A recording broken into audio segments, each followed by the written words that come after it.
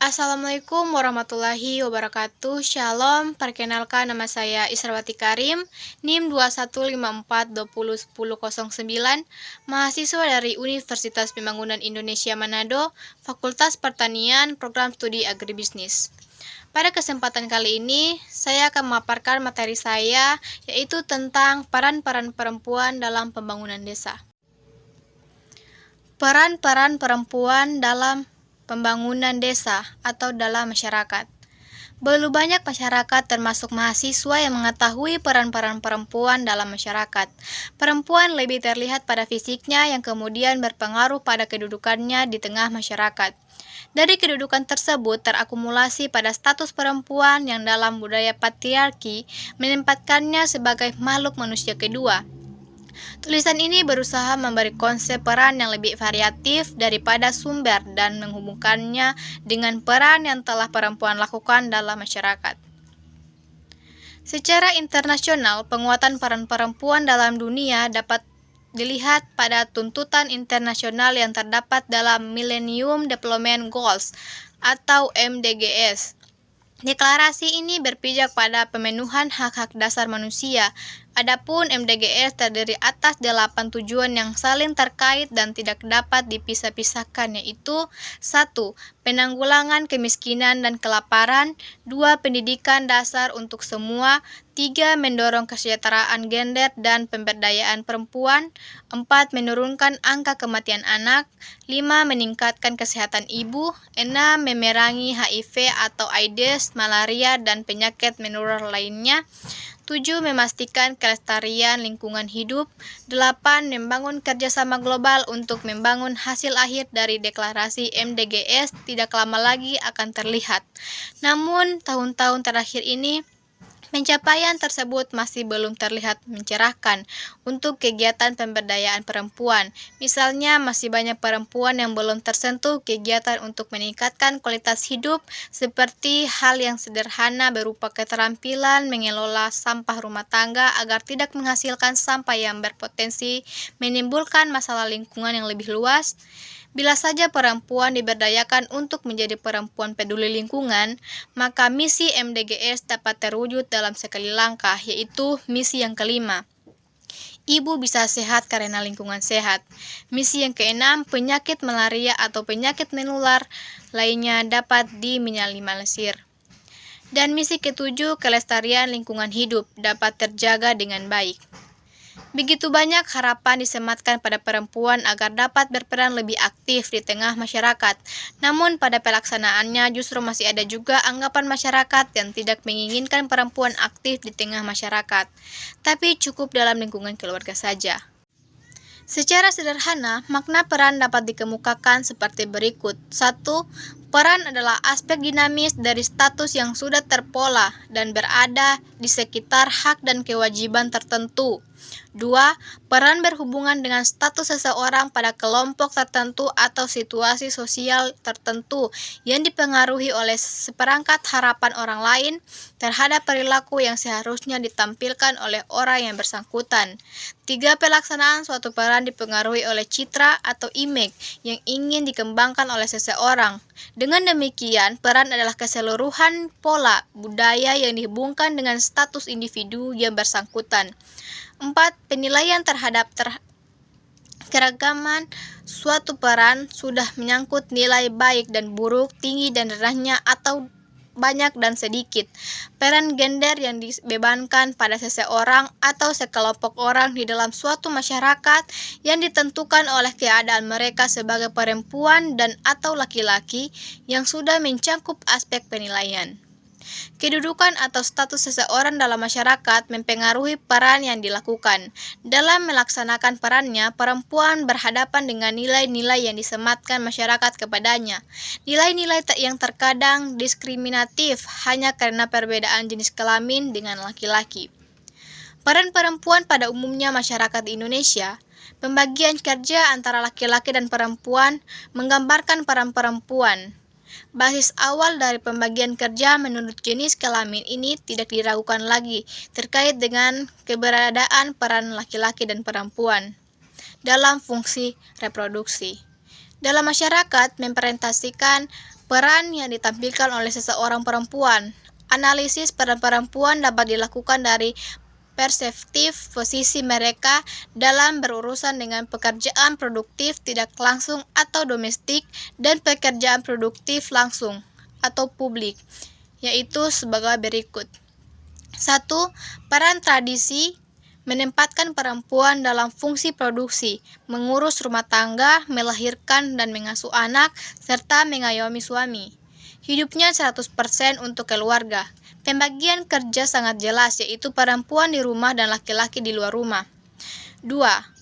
Peran transisi mempolakan peran tradisi lebih utama dari peran yang lain. Pembagian tugas mengikuti aspirasi gender, tetapi eksistensi mempertahankan keharmonisan dan urusan rumah tangga tetap tanggung jawab perempuan. 3. Dwi peran memposisikan perempuan dalam kehidupan dua dunia, yaitu menempatkan peran domestik posisi sama penting. Dukungan moral suami pemicu ketegangan atau sebaliknya. Keengganan suami akan memicu kerasahan atau bahkan menimbulkan konflik terbuka atau terpendam. 4. Peran egalitarian menyita waktu dan perhatian perempuan untuk kegiatan di luar. Dukungan moral dan tingkat kepedulian lelaki sangat hakiki untuk menghindari konflik kepentingan pemilihan dan pendistribusian peranan. Jika tidak, yang terjadi adalah masing-masing akan saling berargumentasi untuk mencari pembenaran atau menimbulkan ketidaknyamanan suasana kehidupan berkeluarga. 5. Peran kontemporer adalah dampak pilihan perempuan untuk menghindari dalam kesendirian. Jumlahnya belum banyak, akan tetapi benturan demi benturan dari dominasi laki-laki atas perempuan yang belum tentu peduli pada kepentingan perempuan mungkin akan meningkatkan populasinya. Dalam perkembangan kajian perempuan, konsep peran seks atau sex roles memberikan makna tersendiri. Peran seks adalah seperangkat atribut dan ekspresi yang disosialisasikan dengan perbedaan gender dengan hal ihwal menjadi laki-laki atau perempuan dalam masyarakat. Setiap manusia termasuk perempuan berangkat dan besar dari bekal yang diberikan masyarakat. Bekal berupa budaya, norma, nilai, hukum dan lain-lain yang disepakati oleh masyarakat. Bila perkembangan berikutnya memperlihatkan ketidaksamaan perempuan berperan dalam masyarakat, hal tersebut dapat berangkat dari pertanyaan, dan bagaimana dengan perbedaan di antara perempuan? Jawaban untuk pertanyaan ini menghasilkan kesimpulan umum bahwa kesenjangan dan perbedaan peran dalam hubungannya dengan laki-laki yang umumnya mencirikan kehidupan perempuan sangat dipengaruhi oleh lokasi sosial perempuan, yaitu oleh kelasnya, ras, usianya, referensi, efek sosialnya, status marital, agama, etnisitas, dan lokasi globalnya. Peningkatan peran perempuan dalam pembangunan dapat dicontohkan dari sisi internal persoalan perempuan dalam diri perempuan sendiri. Konsep identitas menyebut perempuan atau wanita mengalami proses pemikiran dan perdebatan selalu muncul dalam diskusi atau pertemuan antara perempuan. Perubahan penggunaan istilah wanita menjadi perempuan yang terjadi di awal reformasi merupakan fenomena menarik. Ada sebagian kalangan yang menafsirkan perubahan penggunaan kata wanita ke perempuan merupakan simbolisasi perlawanan terhadap ketidakadilan yang dialami oleh perempuan. Dengan menggunakan perspektif historis, para penganut pandangan ini melihat penggunaan istilah wanita pada masa Orde Baru merupakan antitesis atas penggunaan istilah perempuan pada masa Jepang yang memperlihatkan realita di mana kaum Hawa mengalami penindasan tak terperi. Adapun perubahan penggunaan kata perempuan di era reformasi kemudian dipandang sebagai keberhasilan perjuangan mengungkap realita bahwa masih banyak penindasan dan ketidakadilan terhadap perempuan. Perempuan tetap belum merdeka meskipun Indonesia telah terlepas dari penjajahan. Adapun yang menawarkan pendekatan etimologi untuk mengartikan penggunaan kata perempuan di era reformasi. Kata wanita diartikan sebagai wani ditata, artinya berani ditata. Adapun kata wanita yang diyakini merupakan bahasa Sanskerta berasal dari kata desar wan, artinya nafsu. Kata wanita diartikan yang dinafsuhi atau objek seks. Sedangkan asal kata perempuan adalah empu yang bermakna dipertuan atau dihormati. Perubahan penggunaan kata wanita menjadi perempuan dianggap simbolisasi perempuan yang semula diposisikan sebagai objek menjadi subjek. Pentingnya peran perempuan diperkuat dengan kenyataan bahwa afirmasi berupa instruksi Presiden tentang pengarusutamaan gender dalam pembangunan nasional cenderung diterima dengan dilema oleh penggiat kesetaraan gender. Satu pihak, peran perempuan perlu diperhatikan dan diperkuat oleh pemerintah. Di satu pihak, pemerintah seakan memberi perhatian tanpa mengetahui kebutuhan perempuan. Secara sosial budaya, bila pengingat kesetaraan gender masih dilema dengan afirmasi dari pemerintah, bagaimana dengan perempuan awam pengetahuan lainnya? Tetesan kebijakan pemerintah untuk meningkatkan peran perempuan di tengah masyarakat belum merata. Di tengah perkembangan zaman yang terus berubah, peran perempuan semakin tidak banyak berubah, terutama peran domestiknya. Mungkin yang terlihat pada pelaksanaannya, mendapat kesempatan dan bantuan atau tidak dari orang-orang terdekatnya, dan dukungan dari masyarakat. Secara umum, seorang jarang menduduki satu peran saja dalam aktivitasnya. Dengan memikul dua atau lebih banyak lagi peran yang dilakoni akan membuat banyak beban yang harus dijalani, sehingga terkadang menimbulkan kontradiksi antara peran tersebut. Demikian halnya dengan seorang perempuan akan menghadapi harapan dalam permintaan yang bertentangan berkaitan dengan perannya sebagai anak, istri, ibu, dan pekerjaannya dalam masyarakat. Perempuan dalam menjalankan perannya dalam masyarakat tergantung pada budaya masyarakat di mana ia tinggal.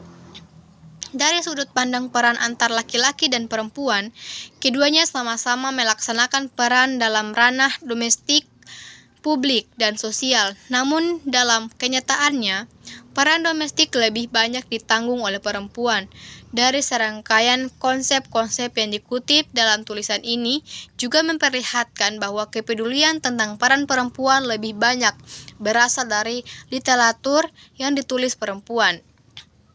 Ini memperlihatkan bahwa perjuangan perempuan untuk meningkatkan perannya dalam masyarakat masih dominan berjuang oleh dan dari perempuan sendiri. Di akhir materi, saya sedikit mempromosikan kampus saya, yaitu Universitas Pembangunan Indonesia Manado, atau biasa dikenal dengan UNPI Manado. Bagi kalian yang masih bingung mau kuliah di mana dan mengambil jurusan apa, ayo bergabung bersama kami di Universitas Pembangunan Indonesia Manado, Fakultas Pertanian. Kampus kami juga menyediakan beberapa fakultas loh, seperti Fakultas Keperawatan, Fakultas Hukum, Fakultas Ilmu Politik, Fakultas Teknik, Fakultas Sastra, dan Fakultas Pertanian. Ayo, tunggu apa lagi? Mari bergabung bersama kami di Universitas Pembangunan Indonesia Manado. Capai cita-cita Anda bersama kami. Assalamualaikum warahmatullahi wabarakatuh.